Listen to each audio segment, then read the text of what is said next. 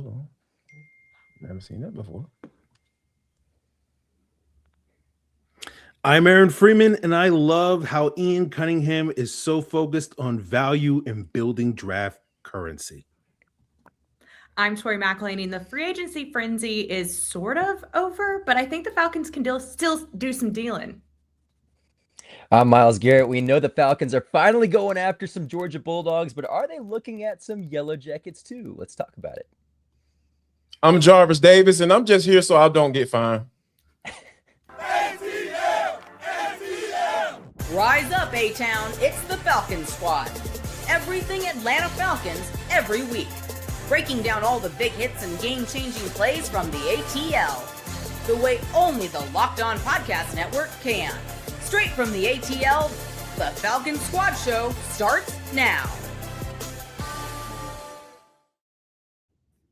Welcome into the Falcons Squad Show. I'm your host, Jarvis Davis, and riding with me today, I got my main man, Aaron Freeman, host of Locked On Falcons, Tori McElhaney, who is the big dog senior reporter at AtlantaFalcons.com, and also I have my main man, Miles Garrett, who is the creator of the Nest ATL.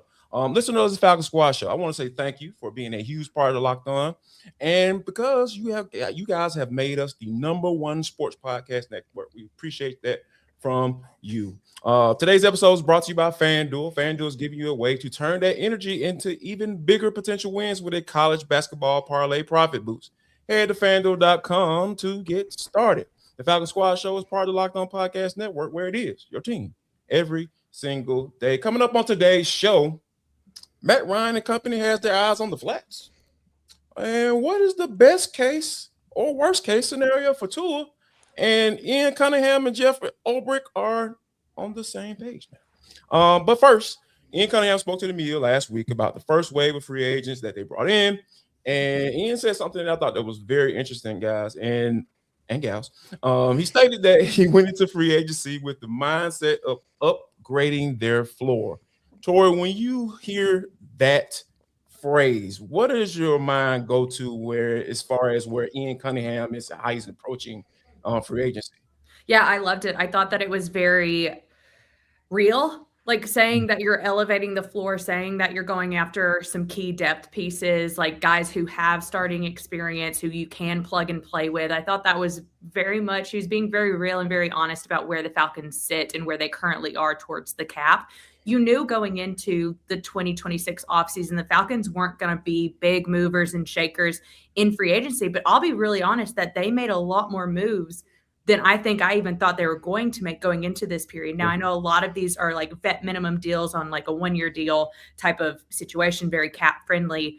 But in my opinion, it is one of those things where you needed those things. You needed to be able to say that you had depth in certain areas. And I think that was the one thing that, looking at this roster from top to bottom going into the free agency period, the Falcons did have a lot of work to do with key positions across their entire roster to do exactly what Ian Cunningham said, which was elevate the floor. And so I'm curious to see, once these guys really get in here and we can see where they fall in line within their positions, I'll be curious to see. But I think overall they did exactly what they set out to do within the confines of what they could do.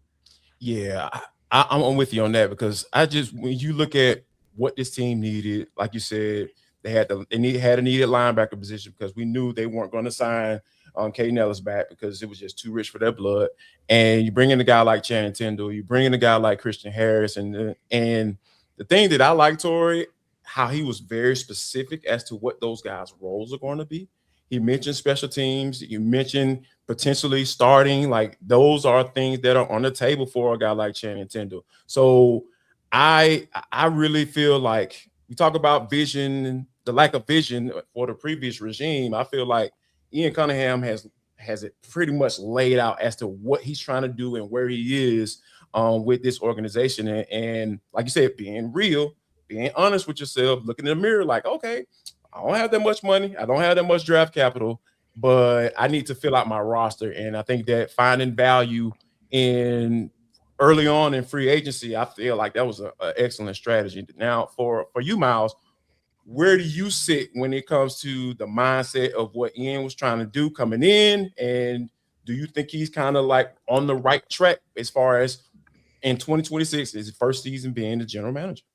Yeah, and excuse me, it's something I mentioned on last week's show as well. And Jarvis, you weren't there for talking about the discount bargain section at the back of They back of reduced all of me you. out, We're baby. talking I'm about. telling you, man, it's legendary, baby. It's the best At spot to Kroger? go, Oh my man. gosh. You know. But no, I mean, I think Falcons fans may not want to hear this per se, but look, they don't have a whole lot of money to deal with. They only have 5 draft picks. You got to work with the cards that you're given at this point, that being Ian Cunningham, Matt Ryan, Kevin Stefanski, all these guys looking at these deals. And it's a lot of one-year deals. It's a lot of depth pieces, as you just mentioned, getting some guys in there, as you said, or as Ian Cunningham said, rather, to raise that floor, get some guys behind and fill out some of these positions. We mentioned the wide receiver spot, how they basically had no bodies in there. Now they've got a few more in there.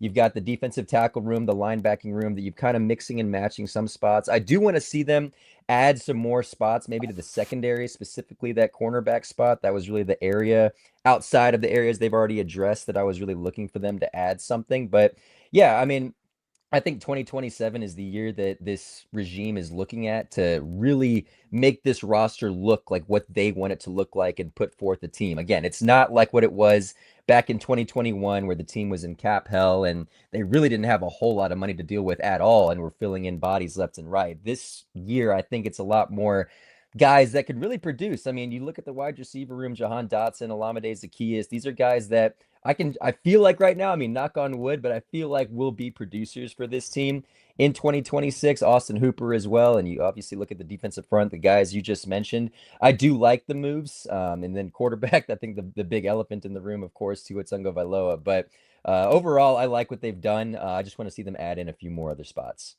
Yeah, I think that's definitely on the table. We'll talk about how AJ Terrell may help out with it. So, but we'll get to that a little bit later on. But Free, when you think about what Ian Cunningham's mindset going into this free agency period, new league year, first year as a general manager, are you on the side of, hey, this kind of makes sense? This was the type of perspective that he had to have, or do you feel like he could have gone another way with it? And do you feel like he's on the right track?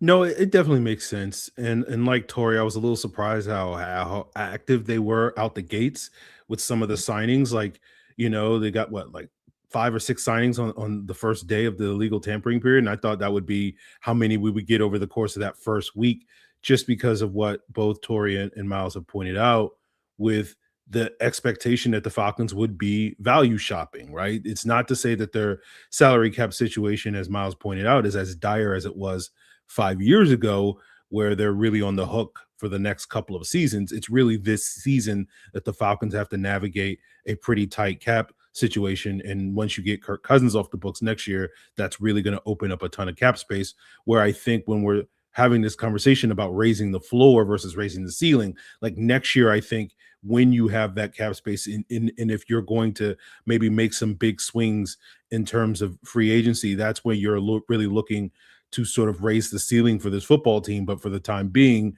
investing in the depth, which was a major issue for this team at several areas that I think really did a number on, sort of undermining their season last year because they did not necessarily have strong depth. And so sort of rebuilding that, getting some guys on some cheap 1-year contracts, very similar strategy that Terry Fontenot and company used in their first couple of years when they had limited cap space, and seeing sort of who are going to be the guys that are going to go out there, play well in 2026. And when that Falcons team has a lot more room to spend next year, they can reward those guys with some, multi-year contracts that pay them on par. So I think it was a smart approach to free agency, an aggressive approach to free agency, even if it wasn't the sort of classic aggressive approach of free agency when we think about, handing out, $100 million contracts left and right, like they're Tic Tacs or anything like that. So I think the Falcons did a good job trying to find value, trying to,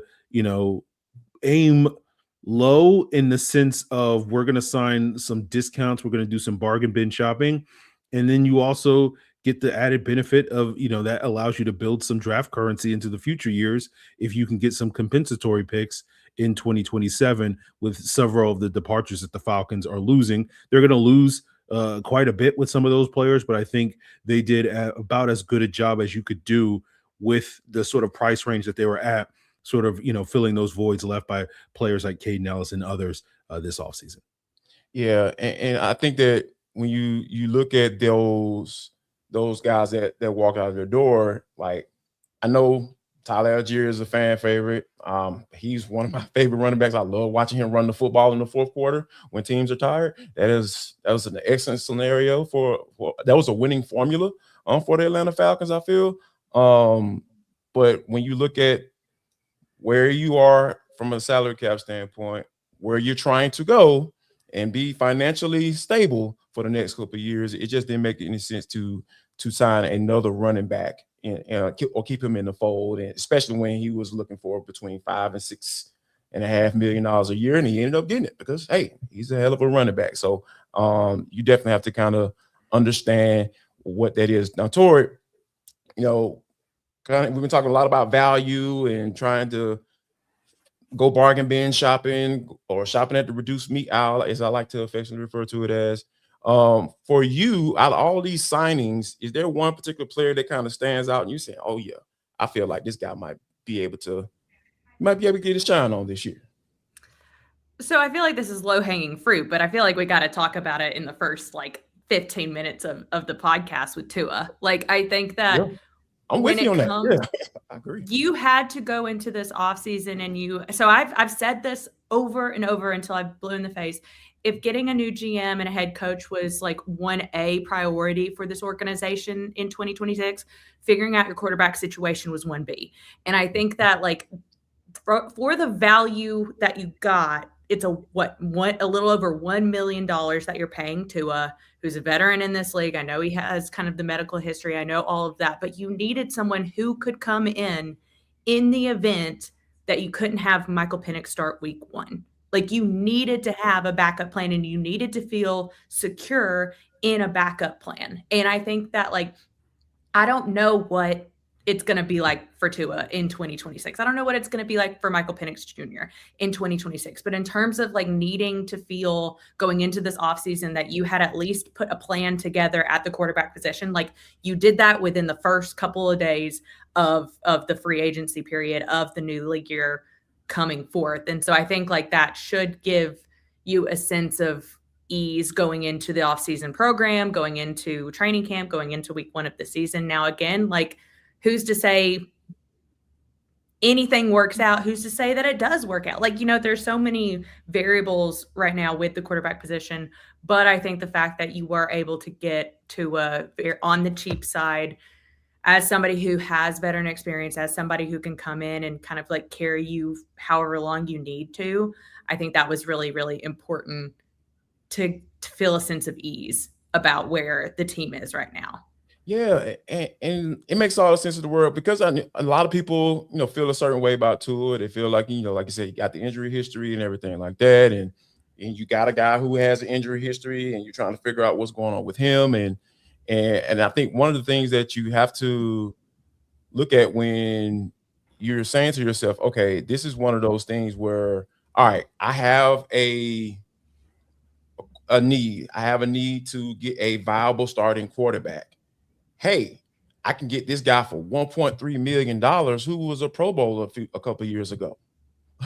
And he led the league in passing yardage. Here's the thing too about Tua is that when I had the chance to talk to him after he signed, and he was talking about this feeling like a good reset for him, a good reset year, a good fresh start for him. And he knows that the last couple of years haven't been what anyone needed them to be, Miami or himself. And so I think that he is very aware of this is a true it's not a make or break season. I think that we have seen guys Baker Mayfield. You've seen guys be kind of these journeymen and, have starting roles and then kind of come off of those and then go back, and it's all well and good. I think with Tua, it's that's something that I think is very much in his head, not putting words in his mouth, but when he's talking about resetting, when he's talking about a fresh start, I think for some guys that actually does really, really matter as you're going into the next phase of your career, whatever that looks like. Yeah. And I think that, what about you, Free? What do you feel that, Tua, just from a value standpoint, or do you feel like there's someone else that you look at that the Falcons have signed and say, hey, they got some good value there? Yeah, I mean, Tua is the obvious choice. Shout out to Tori for going first and getting that out the way. But I think if you're probably looking at the rest of this group and you're going for sort of who's number 2 on that list, I think you know Christian Harris, I think, really has a good chance to be a big value bet for the Falcons. They're getting him at a little shy, I think, on a 1-year deal under $3 million. And the potential for them to get an impact starter at that linebacker position, I think, is reasonably high. Now he's dealt with some injury issues, which has caused him to not necessarily start for the Texans the last couple of seasons, but he was on track to sort of be a fixture in that defense before those injury issues sort of hit him at the end of I believe the 23 or the beginning of the 24 season. So it's one of those things where like this is potentially a swing that if the Falcons can sort of get in him, similar to what they had with Divine Diablo last year, who was kind of an under the radar sort of free agent signing, that first move that they made, but probably not the big sexy name that I think a lot of people were expecting the Falcons to make at the outside of free agency, but then wound up being kind of their most valuable player through the first like 5 or 6 games of the season on defense.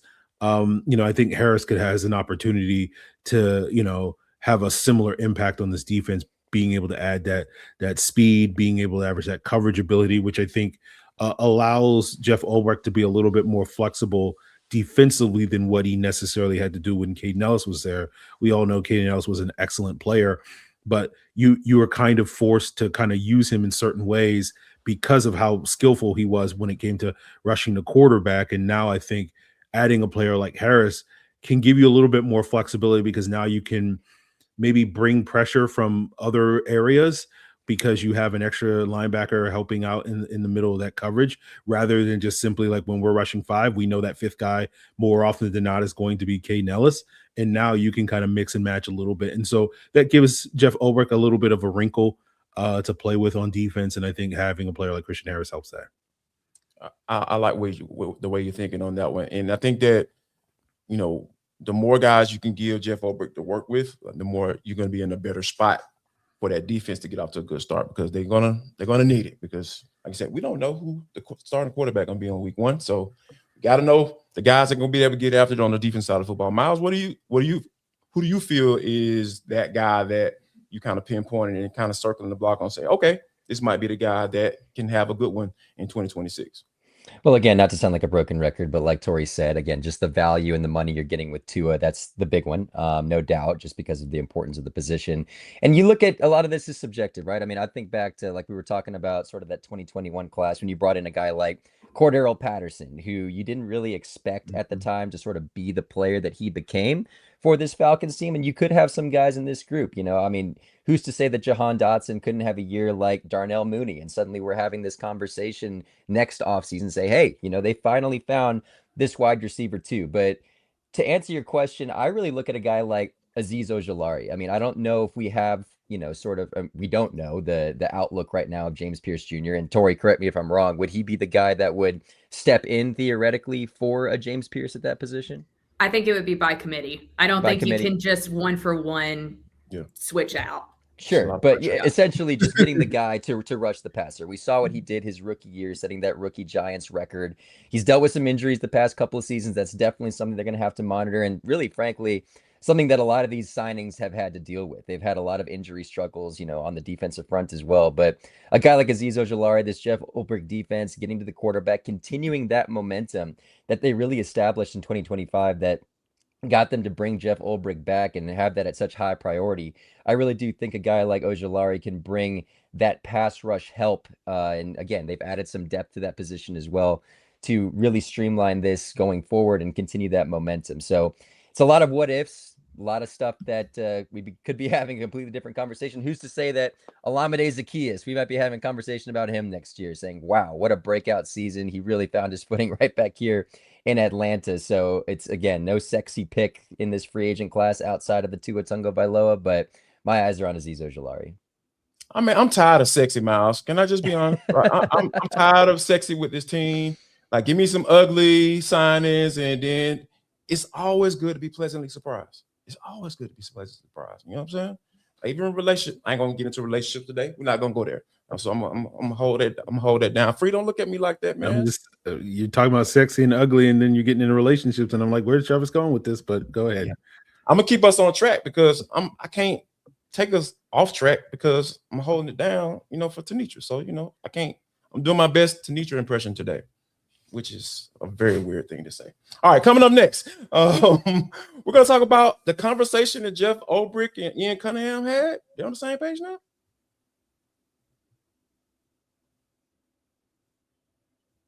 First, gotta let you know that this episode of the Falcon Squad Show is brought to you by FanDuel. College basketball is nonstop. Big games, tight spreads, momentum swings every single night. I'm talking about from early tip-offs to late night West Coast shootouts. There's always action on the board with FanDuel. And now, FanDuel is giving you a way to turn that energy into even bigger potential wins with a college basketball parlay profit boost. You can build any college hoops parlay you want, rivalry games, ranked matchups, whatever floats your boat. You can make spreads, totals, and player props to match how you see the slate playing out. Then you can apply the profit boost and instantly bump up the potential payout. More money, baby. It's always going to work out for you in that particular manner. So go safe, go bold, and ride with the team you've been following all season because it's your parlay, it's your style. Now, with a little bit more money on that bad boy with the profit boost. So head to FanDuel.com to get started. That's FanDuel.com to get started. FanDuel, play your game.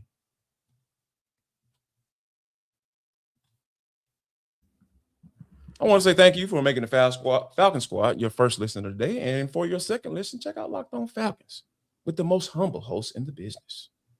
Your guy, your man, you know him, Aaron Freeman.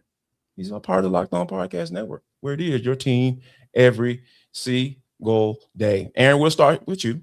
All right, so Ian talked about being in alignment with what they want, what he and the coaches want in the player. And he more so kind of deferred to the coaches saying it's all about what they want in a player. And I think that when he said that, it kind of made me think about Jeff Ulbrich and how he was just running and raving about Caden Ellis, and he was just saying, hey, man, it's going to take 17 guys to replace Caden Ellis if we lose him. He's just an excellent player and all this stuff. And I started to think about, like, okay,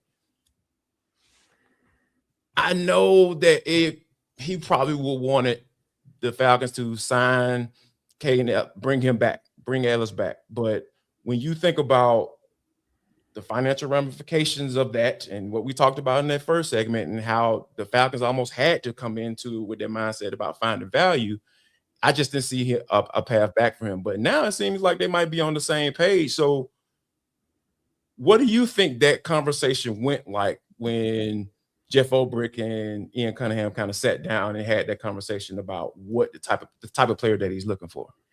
Well, I think you nailed it, Jarvis, when you talked about needing multiple players to replace Caden Ellis, because there's only really one Caden Ellis in terms of what he brings to the table, and so you kind of needed to go out there and find multiple players that can do different aspects of what Caden Ellis is going to bring. You saw the Falcons invest in a number of edge rushers. In Samson Ebukam, Aziz Ojulari, Cameron Thomas. You get a couple of guys on the interior as well. And sort of all of that's meant to kind of enhance the idea that you can generate more effective four-man pass rush because you're not going to necessarily be as reliant on that five-man rush that we saw was so successful for this team last year, which 30 of their 57 sacks last year, over half of them came when they brought five or more rushers this past season. And so you're trying to enhance that. And so you're not necessarily going out there and splurging on a Trey Hendrickson or Jalen Phillips or something like that to sort of be that one man wrecking crew that's going to give you that four-man pass rush, but kind of spreading the love around so that you can do the thing that we know the Falcons did last year, which is have those waves of rushers up front. And being able to constantly rotate those guys, which was another factor in why this pass rush saw a boost. And then as we were talking about earlier, you're going to lose something in terms of the run defense and coverage ability at linebacker. So what do you go out there and get? You're not going to get a pass rushing specialist at the linebacker spot on the level of Caden Ellis. So let's go in the opposite direction, right? Let's get somebody who can specialize in coverage, right? In terms of what they can do on those passing situations. Then you add a guy like Channing Tindall, who's probably expected to be more of a special teams guy. But if he's expected to contribute on defense, he's bringing a ton of speed and potential in that area. So you kind of upgrade that level from where you were with Caden Ellis in terms of the speed at that linebacker position, getting a little bit more coverage. So I think overall the Falcons did an excellent job trying to fill that void. And basically it sounds like to me, Ian Cunningham listened to Jeff Ulbrich, where it's like, I need multiple guys to kind of fill this void. And it's like, okay, I'll give you like 7 or 8 guys and, go to work and see what you can do for basically the price of one Caden Ellis. And I think it has a chance to be very effective for the Falcons. Yeah, I think it's a very interesting approach, right? Because, when you think about a general manager, I always say that they have to have that kind of dual mind and saying, hey, okay, I gotta figure out to bring in guys that can help win games now. And I got to think about the future and trying to build from that aspect as well. And I think when you have the mindset that they had coming into this new league year, you have to say to yourself, okay, doing 1-year contracts and they're trying to get to 2027, like Miles mentioned earlier, like, hey, that can be something that we can be able to really go for the gusto essentially in 2027. But I really like that mindset because you have to at least act like you're listening to the coaches when they're saying, hey, man, here's exactly what I want. I want to get this type of guy in here.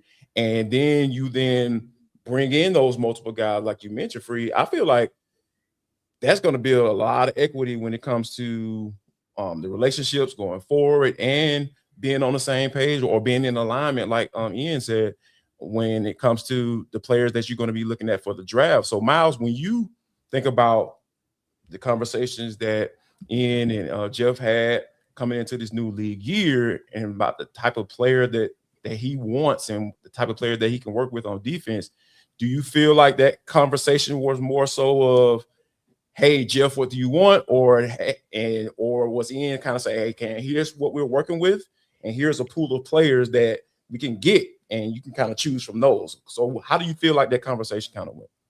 I think it's a solid mixture of everything you said. But, I do think a lot of this goes back to what that sportsology group said. And I think what the Falcons have spoken about ad nauseum when it comes to we need to have alignment with what we're looking for in this franchise, whether that's wins and losses, long-term picture, players, all that kind of thing. I think Arthur Blank and all these guys really mentioned it in all their press conferences, their introductory press conferences about being on the same page. This alignment of Kevin Stefanski, Ian Cunningham, Matt Ryan. I think this now goes down to the defensive front and the individual coaches as well, talking about what Jeff Ulbrich wants with Ian Cunningham.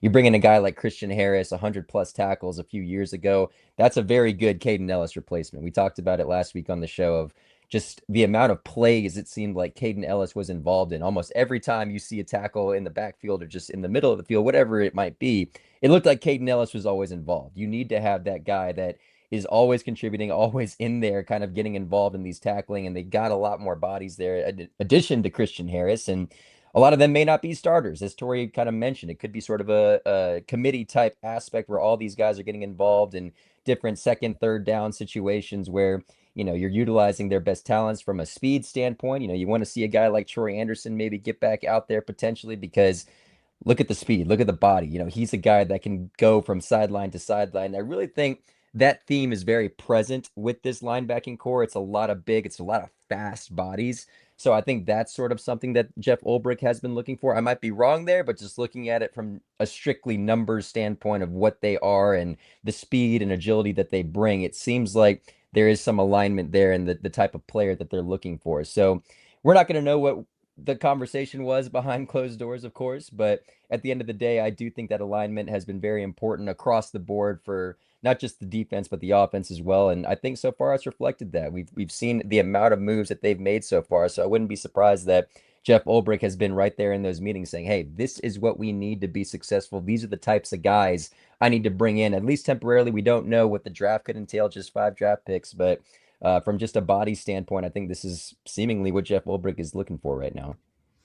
So I know that we don't know verbatim what was said behind closed doors, but if you go to AtlantaFalcons.com, you can read a story that I think really lays out where this alignment began. And it was 2 days after Ian Cunningham had gotten the job. He called Jeff Ulbrich and Tommy Rees and said, hey guys, I need to get you in front of the scouts as soon as possible. So 2 days after Ian Cunningham signs on the dotted line, he brings the coordinators and the scouts together.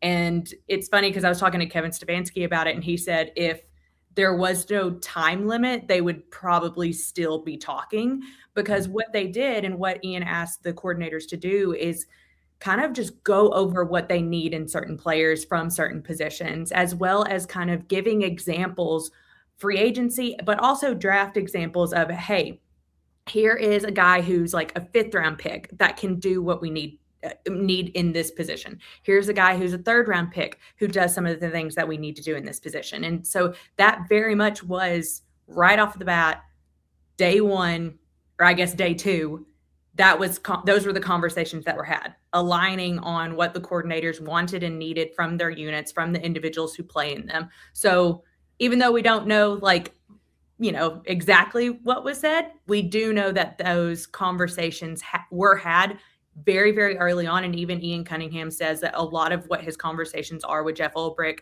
and also with Tommy Rees is sending them player clips, sending them highlights, being like, is this kind of what you're looking for in the linebacker position? Is this what you're looking for in a corner? And having that ongoing conversation. And if it's not, then Jeff Ulbrich's like, nope, not really. And you move on and you find somebody else. So those are all conversations that are continuing to happen. And that was kind of the very, very first thing that Ian Cunningham did when he came in the door. One thing about having a clear vision is that you can't make any assumptions.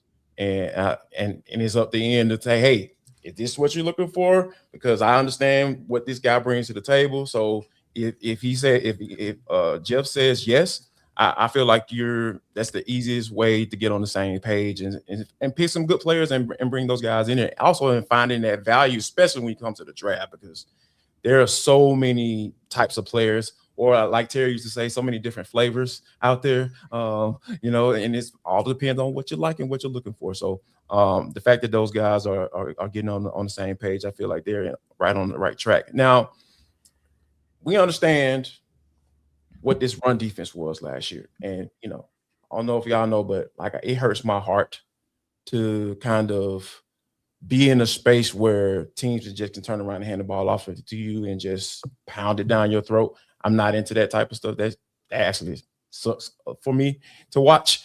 But Aaron, when you think about the signings of guys like Chris Williams and Laquel London, what do you think those signings mean for Jeff Ulbrich's defense? And they may mean 2 different things. Well, yeah, I think Williams is going to probably be more counted on as a pass rush threat, but at the same time, I do think he has that disruptive capability against the run that you didn't really have outside of Brandon Dorlus last year on that interior defensive line, of that guy that can sort of shoot gaps and make plays in the backfield against the run, and generate some of those negative plays that will help set up that pass rush to get in some, favorable down and distance on third and down and whatnot. I think London is a big part of the Falcons run defense. We saw that run defense really get gashed in the first half of the season, culminating in that 300-yard performance by the Colts in Germany. But after that point, when they started giving more snaps to Laquel London and Kentavious Street, their run defense was pretty solid in the second half of the season. And I thought it made sense to make it a priority to bring back Laquel London, who was going to be a restricted free agent, and getting him at probably a little bit lower cost than you would have gotten as a restricted free agent on that $3.5 million tender, I think was a smart move by the Atlanta Falcons. And so I think those are 2 moves that really help, round out your D-line rotation. I think there's still room for growth there in the draft. You pick up Deshaun Hand as well, who's also known for being a plus run defender with the Chargers last year, giving you that sort of veteran in that room that you're now lacking without David Onyemata there. So, I think the Falcons did a solid job in free agency to try to maximize that D tackle room without spending a lot of money. But certainly, I think as we anticipate going into the draft, there's still going to be some potential room for them to maybe get a bigger needle mover early in the draft if the board falls a certain way, whether it's a Georgia player like Kristen Miller or someone like Big Citrus, Dominique Orange from Iowa State, some of those guys that are potentially in the mix in that day 2 range at that D tackle position. So I think the Falcons did a solid job sort of beefing up this run defense. But there's still, potential room to grow. I wholeheartedly agree because, it is good to get those veteran guys and exactly what you're going to get from those guys. But I feel like they almost have to take a look at what this defensive tackle class, the heavy boys, are looking like in this particular draft. So and when you think about that, there are some names out there that couldn't fall in that mid-round range or mid to late round range that you can get your hands on because they are really good against the run, but they might not necessarily be their best at pass rush. And that's kind of how you kind of combine those things, combine those groups and come up with some nice waves of guys you can throw at guys that on first and second down, and then you swap those guys out on third down. So I think Nick Ollie and Jeff Ulbrich are definitely going to be pounding on that door, knocking on that door on draft day. Say, hey, don't forget about us over here now. But Miles, what about you? Where do you kind of sit when you think about these 2 signings of defensive tackle? Deshaun Hand, Aaron mentioned Lakel London, guys like Chris Williams seemingly look like those guys kind of geared towards trying to beef up against the run. So what are your thoughts on those signings and what they mean for Jeff Ulbrich's defense? Yeah, again, it's not going to be any sexy picks, right? I mean, I know Lakel London and bringing a guy like that back isn't going to raise any eyebrows. But look, I mean, this is a guy that was second on the team in sacks for defensive linemen. I believe he was right behind. Does Dorless count as that other guy? Yeah. Mm-hmm. So second on the team for sacks. I mean, he brings more than just run stopping at his potential. This is a guy that can also get to the quarterback. Pairing him with Dorless, hopefully he comes back to full strength. A guy like Rook, he's been very inconsistent there on the defensive line, has certainly shown some flashes, but you bring in a Deshaun Hand, you bring in some of those other guys, the Christian Harrises of the world, to shore up depth for me at this point. That's what this is. All these moves, I think, it really feels like a broken record. I feel like I'm kind of repeating myself, but it really does just look like a big time depth moves plural, that this team has been doing right now that they really need, because at certain points, I think the last 2 years really, and we saw that explosion of sorts really happen last year, but it seemed like depth on that line was a little wishy-washy. When Grady Jarrett was there, you didn't know what Rook or Dorless could offer at that point. They had some slow starts coming in 2023 or 2024. They couldn't even dress out, Miles. Yeah, I know. I shouldn't be saying too much, but at the end of the day, last year was when that bump happened, and when some of these guys went out, you saw. I mean, this goes to the linebacking core, but you see a JD Bertrand make some starts. That love JD to death, nice guy, but he did leave some things to be desired at that linebacking spot. So I think you wanted to add some guys who aren't too proven, but a little bit more proven in the fact that some injuries have more or less slowed a lot of these guys down throughout their careers. So getting some guys that have had starting experience, that have made some impact on the defensive front for different teams. Like we said, we go back to the linebacking group of a guy like Christian Harris, of an Aziz Ojulari, not necessarily those defensive line guys. And we just mentioned what Lakel London did last year with the Falcons. So I really like the depth moves at the end of the day. They need some big bodies. They need some guys to come in these substitution packages, as we mentioned when Tori was on with us just now. But yeah, I think it's going to ultimately come down to that, and which guys can contribute where. And, there might be some moving around too. These guys are, I think, what's the word? Some diversification, I think, in the way they can play defense and the way they can be kind of flipped around in certain spots there in Jeff Ulbrich's defense, I think will be beneficial for them. I think you just clearly define what Jeff Ulbrich's defense is. Multiple. Mm-hmm. Like, we don't really have a strong base formation of what we like to do, because nobody does in today's football world. Because there's no more 46 defense. No, man, that's not going down. Although I do love 5-2s of Grits the world, blitz, and the bare fronts, man. Come on, man. We can get into it, Miles. You know, don't get started. But coming up next, we'll talk about what is the best case scenario for Tua Tagovailoa. And I know Aaron is going to really love talking about what the worst case scenario for Tua Tagovailoa is next year.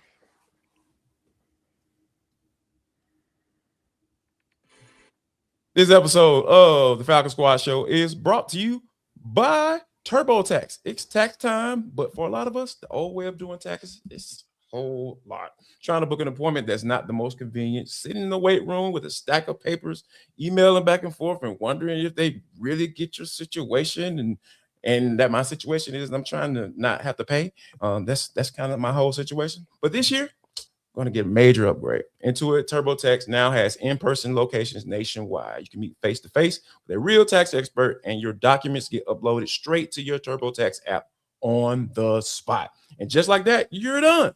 You can go find you some reduced meat at Kroger. You know, you can do that. But just like that, I think you can get your every dollar you deserve while you get real-time notifications as you go about your day. It's the relief of walking in and meeting a real person and walking out knowing your taxes are being handled right. So head to turbotax.com/local. That's turbotax.com/local to find a store near you and book your appointment today.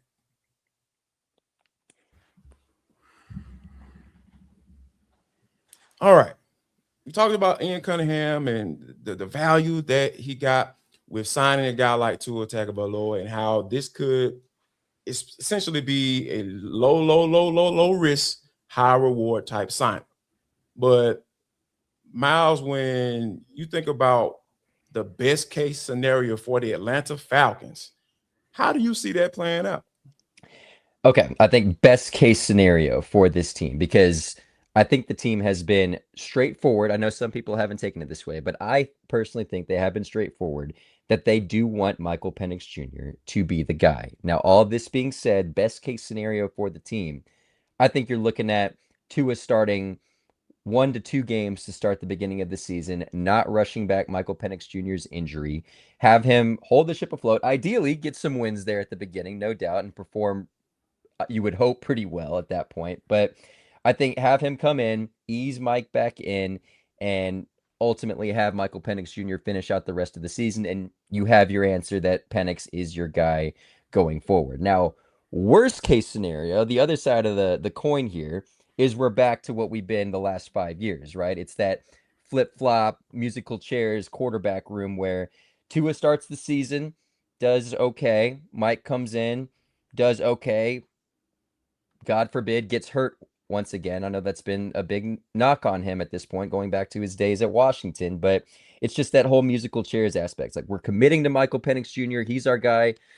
He's not performing too well. 4 interceptions, in a couple games here, and now Tua's back inside the game, and he's doing okay. Then we reach next offseason, and it's like, okay, what do we do now? Do we still want to roll the dice with Michael Penix Jr.? I think at that point, the answer, you're going to have it on Michael Penix, but what's your answer going to be on Tua? It's just a 1-year deal, so it's not necessarily risky in that regard, especially with the money, but I think that's the worst case scenario for this team. Is it's just, once again, a musical chairs quarterback. I don't want to have a situation where every single week a different quarterback is going to be starting for the team, and we're going to have to hear, okay, we believe in Tua, we're moving forward with Tua. Oh, whoop, hold up, nope, Mike's back. We believe in him now this time. So I think that's the worst case that this team could be operating from. I think that this new regime has the benefit of not drafting Michael Penix. So I feel, if he doesn't play well, hey, which is why I say looking into 27. Right. Yes. The last regime was wrong. And, hey, if you think about them not having their jobs anymore, that might kind of be right in the line with Arch Manning. No. Yeah, I know that's not Peyton or Eli. Right? I know that's the brother, Cooper. just want to put that out there. But anyway, we'll talk about quarterbacks later. But I think, when you have this scenario potentially playing out. When I look at best case, it's like you mentioned, 2 or 3 games, 2 maybe 3 games. They win 2 of them. You know, you go 2-1 and Tua go 2-1, Tua. You go 2-1 with Tua, and you kind of have him hold it down. Michael Penix is healthy. He comes in, he plays well, and you kind of figure out the season as you kind of go along. And Tua he has that nice sample size, like, hey man, I can still play football. And at the end of the year, he goes on to go sign a nice little deal. He don't sign no mega deal, but he signs a deal with a team that's looking to kind of reenact that whole Sam Darnold treatment, right? So teams are going to be looking for that. So I feel he understands where he is mentally, and because based off what Tori said in that conversation with him, like he's looking for a reset. So he's not saying, hey, I'm trying to go back to being the face of the franchise, but I am looking for a new place to be able to have some success so I can hit the free agent market, because quarterbacks are going to get paid.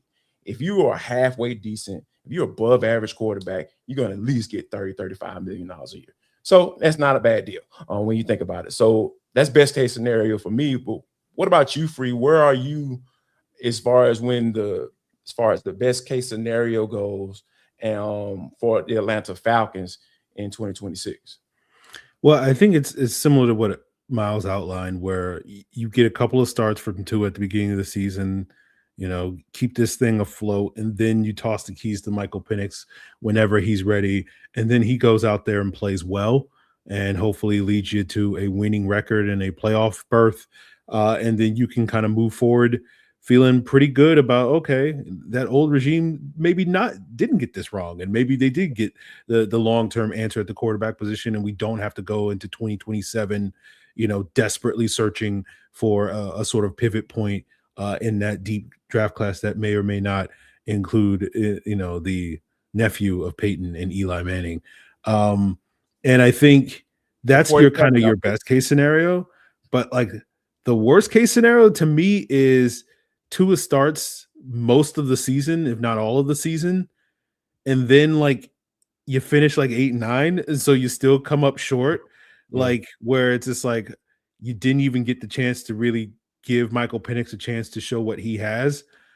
And then on top of that, if you make the playoffs in 2026, under Tua, at least you have that. You can say, okay, we finally snapped the playoff drought.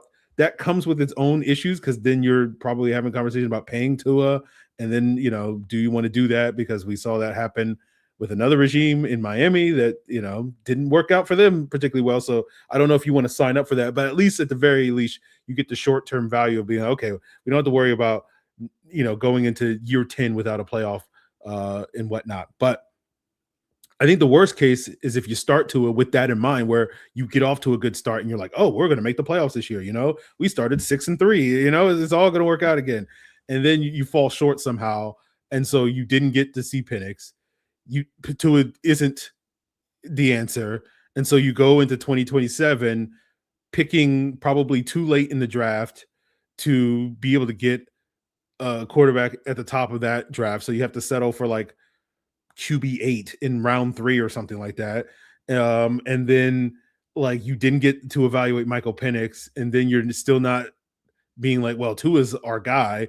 So like you just wind up being stuck in quarterback purgatory and just continuing this path of mediocre outcomes for the Atlanta Falcons. Like that to me is kind of the worst case scenario for Atlanta. Like you want to come out of this season either knowing Michael Penix is the answer or not knowing Michael Penix is the answer, so that at least in 2027 you can potentially pivot there. But if you're coming out of the season without checking either one of those two boxes, I feel like that's a scenario that does not play to the Falcons' strength. And the only sort of third box that you want to check is just like, okay, well, we made the playoffs with Tua, and like at least we got that monkey off our back. And then that's really it, I think, in terms of like positive outcomes when it comes to the Falcons quarterback situation in 2026. Yeah, man. If they're able to make a playoffs with Tua, that almost seems like a worst case scenario for me.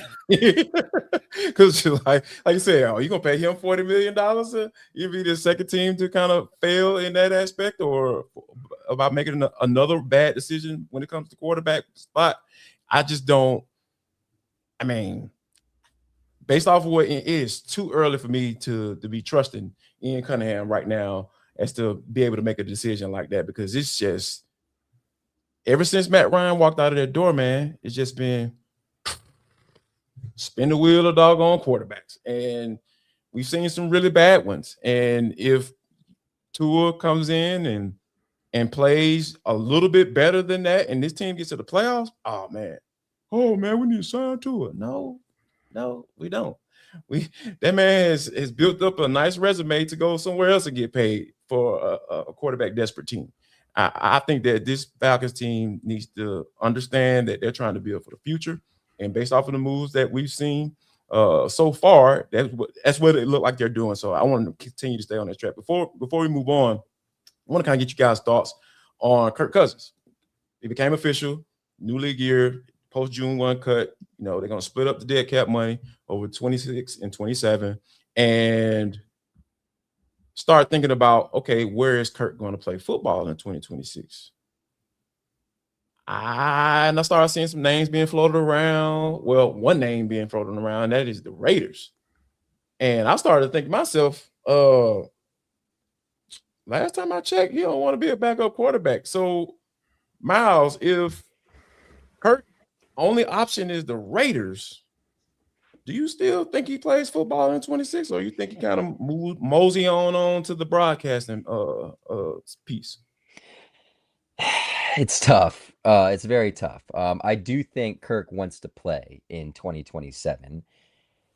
The Raiders do seem like a logical fit, but obviously we know, I mean, we don't know, but we seemingly know Fernando Mendoza will be their starting quarterback and their #1 overall draft pick. But I also do think there's a little bit of self-reflection maybe needed for Kirk Cousins when it comes to this. I mean, based on what he is, his age, what he's shown, can he be a starting quarterback? Yeah, but I don't know.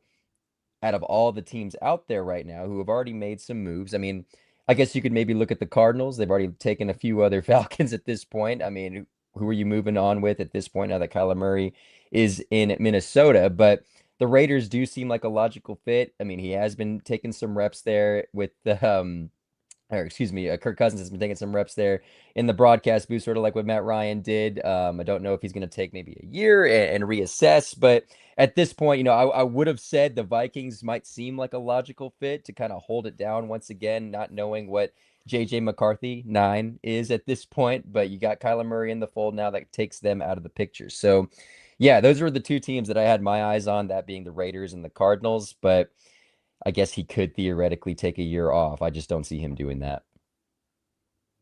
Yeah, Free, what about you? Yeah, it's gonna be tough. I think Kirk is gonna have to wait and see how the draft goes.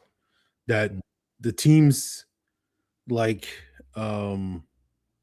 Pittsburgh, where their quarterback situation is, you know, I know the Jets just got Geno Smith, so that kind of takes them out the running of, you know, aging veteran quarterback, and Arizona still is keeping Jacoby Brissett and whatnot. And so I think Kirk is in a position where he's just going to have to wait for that when it comes to what situation, as Miles pointed out, as yourself, Jarvis, you know, I don't think Kirk wants to ride the bench this year.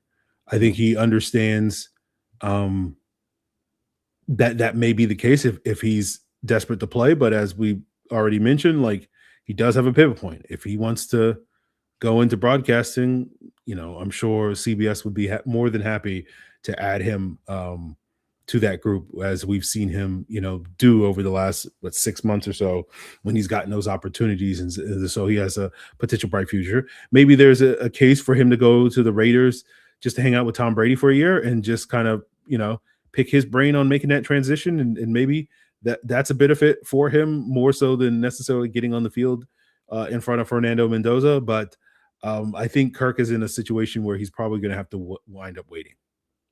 Yeah, and I think that, you know, he's definitely going to have to play the waiting game, because teams are still trying to figure out what their plan is for 2026. Like I said, I feel like the draft is going to be a big indicator as to where teams are headed when it comes to signing a 38-year-old quarterback. So it's just going to see. But we'll wrap things up with talking about whether or not the Falcons are looking at some Georgia Tech guys. They signed some Georgia Bulldogs already. Let's see if they're going to take it to the flats.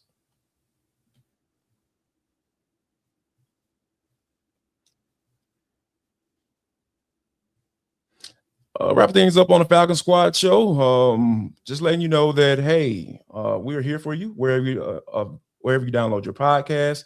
And if wherever you download your podcast, make sure you leave us a 5-star review. That's how people find out about the show. Also, once you're done with here, go on over to Locked On Falcons and check out my main man, Aaron Freeman. He is holding it down over there on Locked On Falcons. Falcons were out in full force at Georgia Tech Pro Day on Friday. No, Miles, you were there and kind of mixing it up and trying to see what's going on as far as with those players. Unfortunately, I wasn't able to make it out there, and I was a little jealous. I ain't gonna lie, I had a little FOMO watching all the video clips coming out. But do you think that when you look at the players that were out there for Tech, do you think there was some real interest there, or they just made the trip because, hey, it was close in proximity? No, I think it makes complete logical sense. Look, Georgia Tech has not had the pro days or the players, for lack of a better term, for I'd say, I mean, you could honestly go before the Paul Johnson era just because of the players that were in that system, not counting that early class of, Demaryius Thomas, Jonathan Dwyer, Derek Morgan, all those types of guys. So this is, I think, the first time in a long time, and I think Georgia Tech's going to continue doing this with the amount of recruits and the guys that they've had come through the program that, no, I think this interest was very real. We saw Ian Cunningham there. We saw Matt Ryan there.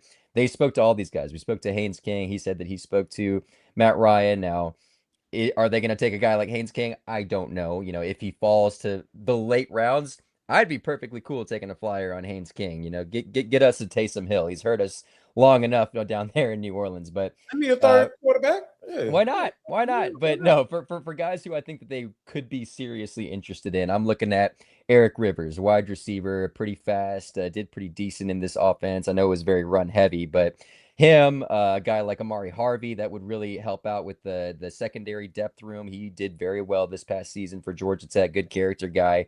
Jordan Vanderberg on the defensive line, as well as Keelan Rutledge, a All-American there on the offensive line. These are positions of need that I think can honestly, these guys in particular can offer a lot at the next level.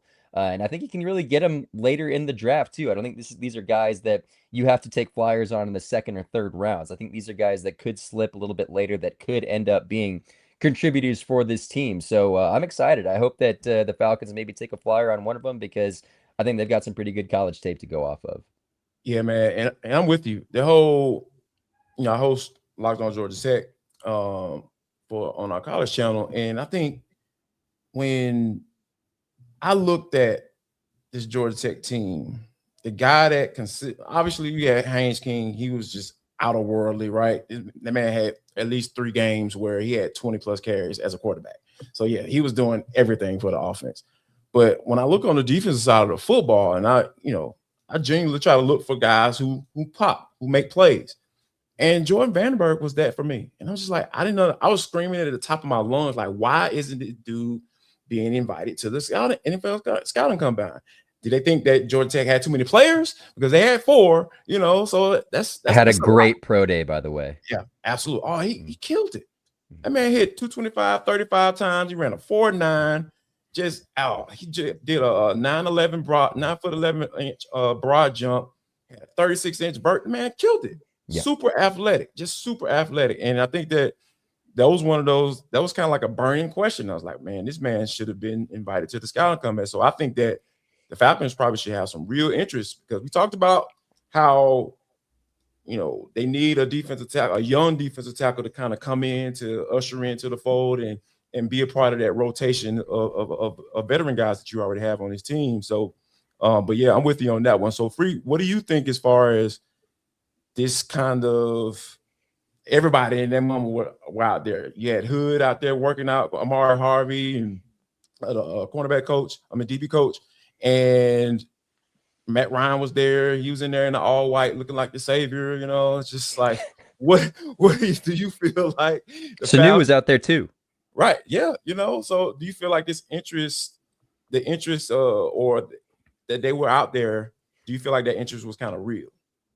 Yeah, I definitely think so. You already named a couple of guys that they would potentially be on the radar. Eric Rivers, the wide receiver, is probably the one that pops the most, just because the Falcons need as much help as they can get at wide receiver, even with the additions of Olamide Zaccheaus and Jahan Dotson. And Rivers brings a lot of speed, a lot of juice to that position. You do wonder a little bit now with Jahan Dotson in the fold. There's maybe a little bit too much overlap in terms of skill set, in terms of what they're potentially bringing to the table. But, adding another fast guy to that wide receiver core that has lacked a lot of fast guys over the years, as far as I'm concerned, that ain't no problem. So I think, you guys already mentioned a couple of the other guys, but yeah, I think there's the legit interest at Georgia Tech. Normally this time of year, they show up at Georgia and then don't draft the Georgia players. That's been a long running gag with the Georgia Pro Day, and then they show up at the Georgia Tech Pro Day because they got nothing better to do, and it's like, oh well, we'll just be out here for the local schools and whatnot. And then because Georgia Tech hasn't necessarily had produced the number of draft picks over the years, it's always just kind of been like, we're just here. But I think these last few years, Georgia Tech has had a few more players that they're introducing into the league, and I'm sure Brent Key hopes to close that gap between how many players they're sending into the league. And it may just be like, hey, just take players from the state of Georgia, not just from the University of Georgia, as a key to success that we've seen so much over the last 4 or so years when it comes to NFL teams. So I think there was legit interest, and there was a couple of guys like Rivers that really stand out. Yeah, I think Rivers has a really good opportunity because he can do some special teams work for you as well. So that's how you make the club. So yeah, I think that, I'm not saying it's a guarantee, but I don't think that they will waste their time if they weren't interested in at least a couple of those guys and bringing those guys in. Before we get out here, kind of gotta throw this out here, and either one of you guys can hop in. What the heck is going on with Elijah Wilkinson and kind of throwing all this shade on social media? I know, Miles, you kind of like had the the bull by the horns with the report and everything. So I guess you can go ahead and get started with that, man. What's going on with Elijah? Like, what's wrong with this man? Well, that was interesting because I think all that was happening during Georgia Tech Pro Day, and I've been working with a lot of different Falcons pages, fan pages, or whatever, kind of like going through different, posts or whatever. So I had 3 of these pages DM me these DMs that they were getting from Elijah Wilkinson. And at first I was like, no way this is real. Like, no way this is real. And I kept looking, and I was looking at the post, and he's like responding to all these comments. And this is just the comment section. This isn't the DM. So I'm looking at the comment section, which is very public, that I'm looking, I'm like, okay, I'm seeing this. Like, all right, this is public. Everybody can see it. Like, it's not like it's coming from his account. The blue check's right there. And then I was getting all the DMs that he was sending different groups. Like, he was in multiple DMs talking to these cats, criticizing Darnell Mooney, criticizing Kyle Pitts. I'm like, okay, it's one thing, and I get it. When fans are coming after you, like, fans need to be better. Like, it's not right. I don't think that to attack a player. But at the end of the day, this is a guy in the NFL who just signed with another team. I'm sure he doesn't want to burn bridges. It's also not like he's a bona fide starter in the league. He probably wouldn't have started at all last season without injuries to Caleb McGarry and Storm Norton. So a guy in his position, it's certainly very interesting and certainly a choice to take this route. But I don't know, man. That was really, really interesting. Not just the response, but the amount of responses that Elijah Wilkinson was giving out. So I don't know, man. I guess he feels pretty good about being back in Arizona. Yeah, I think he's pretty settled in as to, yeah, I'm not there anymore. I don't have to see these guys face to face, and I'm pretty much say what I want. And it's kind of weird because, Elijah Wilkinson is from Pennsylvania as well. So I don't know what that's about, man. You look out for the home team. Kyle, you're from Philly, man. What's up? But anyway, for you got any thoughts on this? Not particularly. Just lot of bridges being burned. I think Elijah Wilkinson's probably look. I'm probably close to the end of my career, so screw it. Let me empty the clip, and I guess if that's what he wants to do, what was it, Friday night or whatever it was, good on him. But yeah, certainly a choice to be made for that when it comes to deciding to really get after it in the comments. So, it is what it is. The 28-3 comment seemed a little childish, I will say. Like, come on now. Really? That's the one we're going to use as the comeback? Yeah, man. That I don't understand because I thought it was DMs because people were screenshotting. I'm like, oh, okay, it's a DM. Like he's DMing these people. So he was just out in the comment section, just free willing. Oh, yeah, that's an interesting choice in life. But I will say this though, to kind of sort of defend Elijah. Man was undrafted, been 10 years in the league, he vested. Hey man, okay, he wasn't planning on playing last year. I'm sure he was upset too. He had started off 17 games. All right, we'll wrap it up on that note. I want to say thank you for making the Falcons Squad Show your first listen today. Don't forget to check out the great work that Tori's doing at AtlantaFalcons.com. Aaron Freeman over at Locked On Falcons, and my main man Miles Garrett holding it down, dropping that good content over at the Nest ATL. Make sure you guys check that out, and we will see you on Thursday.